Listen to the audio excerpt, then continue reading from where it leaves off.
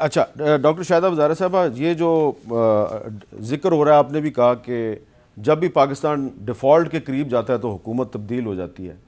تو اب جب عمران خان صاحب کی حکومت ختم ہوئی تو اس وقت عمران خان صاحب بھی یہ کہہ رہے تھے کہ ہم اگر آئی ایم ایف سے معاہدہ نہ کرتے تو پاکستان ڈیفالٹ کر جاتا. اب اسحاق ڈار صاحب بھی یہی کہہ رہے ہیں کہ اگر ہم آئی ایم ایف سے معاہدہ نہ کرتے تو ہم ڈیفالٹ کر جاتے. تو یہ جو گلوبلائزیشن کے پرسپیکٹو میں دیکھیں تو کیا پھر اگر آپ آئی ایم ایف سے اس وقت پاکستان معاہدہ نہ کرتا تو ڈیفالٹ ہو جاتا؟ دیکھیے، ہمارے اکنامکس ڈپارٹمنٹ میں انسٹیٹیوٹ آف بزنس مینجمنٹ میں ہم نے ایک اسٹڈی کی ہے، میرے کچھ کولیگس نے، اور انہوں نے یہ دیکھا ہے اینڈ دیئر فائنڈنگ از کہ ہمارے جو فارن ڈیٹس ہیں وہ انسسٹینیبل ہو گئے ہیں. اچھا. 2019 تک ہمارے فارن ڈیٹس جسٹ سسٹینیبل تھے، اور 19 کے بعد سے جو پھر Imran Khan P T I government نے قرضہ لیا، اس کے بعد ہمارے فارن ڈیٹس انسسٹینیبل ہو گئے. فارن ڈیٹس انسسٹینیبل ہونے کا مطلب یہ ہے کہ اگر اب ہم مزید قرضے لیں گے تو ہم ان کی ادائیگی نہیں کر سکیں گے. اور مجھے لگتا ہے کہ جو لوگ ہمیں آئی ایم ایف کے پاس لے جا رہے ہیں وہ پاکستان کو ایک ولفل ڈیفالٹ کی طرف لے جا رہے ہیں. دیکھیے، اس کتاب میں جس کا آپ نے ذکر کیا تھا، میں نے ایک آلٹرنیٹیو دیا ہے، اور وہ میرا جو آلٹرنیٹیو ہے وہ آئی ایم ایف سے بہت بہتر ہے. وہ اس لیے بہتر ہے کہ آپ دیکھیے، ہمارے پاس جب بھی ہمیں کوئی کرائسس ہوتا ہے تو بہت آسان ہوتا ہے کہ بس قرضہ لے لو. پاکستان اتنے سالوں سے یہ کرتا آیا ہے. ہمارے جو منسٹرز ہیں، ان کے جو رہن سہن ہے، آپ دیکھیے وہ اس میں کوئی تبدیلی نہیں لے کے آتے. وہی اپنے شاہانہ انداز میں رہتے ہیں. وہی 72 کی حکومت، 80 کی کیبنٹ ہوتی ہے. باہر جاتے ہیں تو 60-70 کے پورا انٹوراج جاتا ہے. اور شاہانہ سٹائل، جس طرح جہازوں میں گھومتے ہیں، پہلے تو گاڑیوں میں تھے، اب تو وہ ہیلی کاپٹرز میں گھومتے ہیں، اور غریب لوگ روٹی بھی نہیں کھا سکتے ہیں. تو اس کا یہ نہیں ہے طریقہ کہ آپ قرضہ لیں.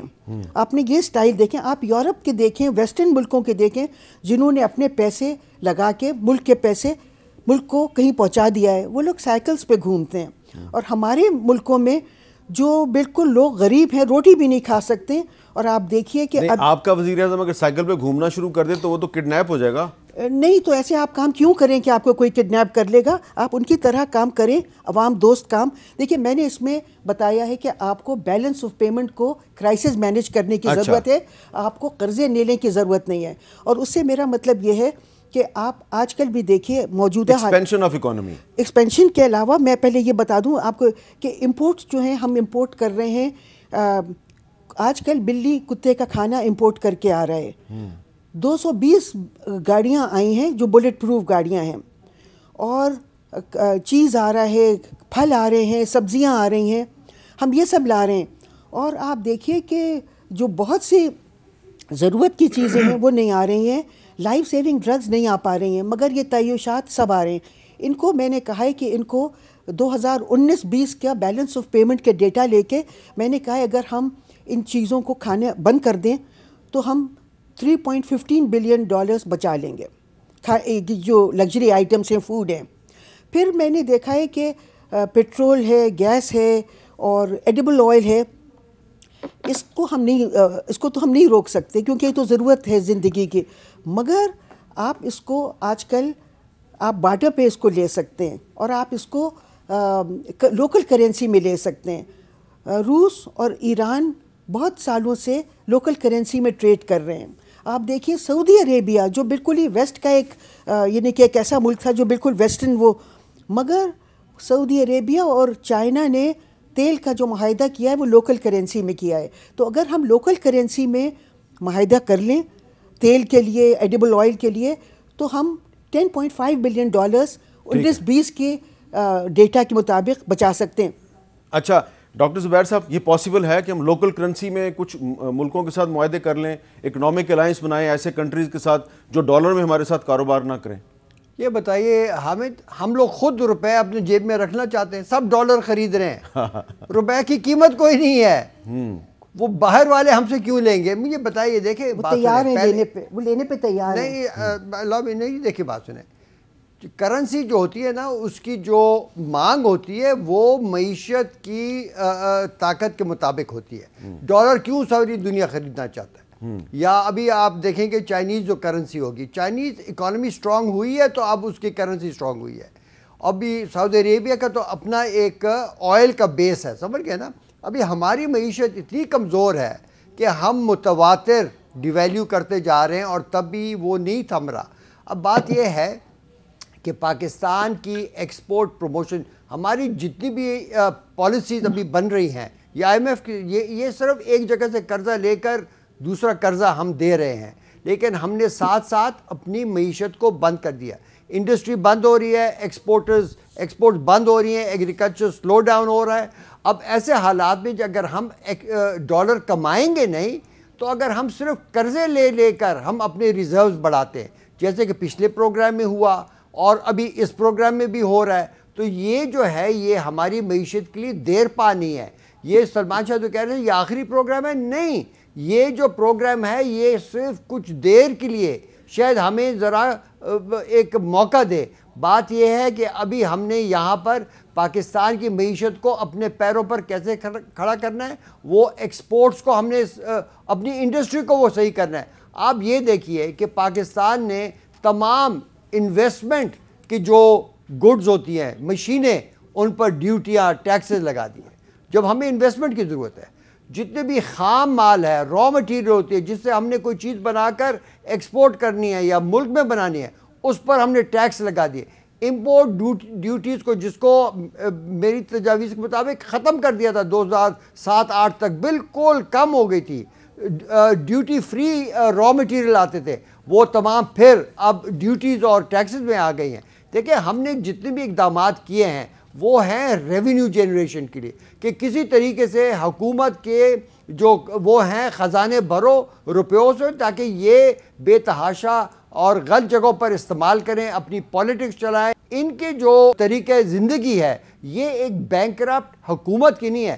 بینکرپٹ جو پاکستان اگر ہو رہا ہے، ڈیفالٹ ہو رہا ہے، یہ آپ اور میں نہیں ہو رہے حامد، یہ حکومت ہو رہی ہے. اچھا، ہاں، بوجھ ہم پر ہے، اور اس کے جو کریکشن کے جو بوجھ ہے وہ بھی ہم پر ڈال رہے ہیں، ٹیکس بھی ہم پر ڈال رہے ہیں، لیکن یہ لوگ نہیں کر رہے. اور جہاں تک یہ آئی پی پیز کا مسئلہ ہے، میں بتا دوں یہ آئی پی پیز کے معاہدے جو جن حکومتوں نے کیے تھے وہ یہی ہیں جو آج کل حکومت میں ہیں یا اس سے پہلے تھے.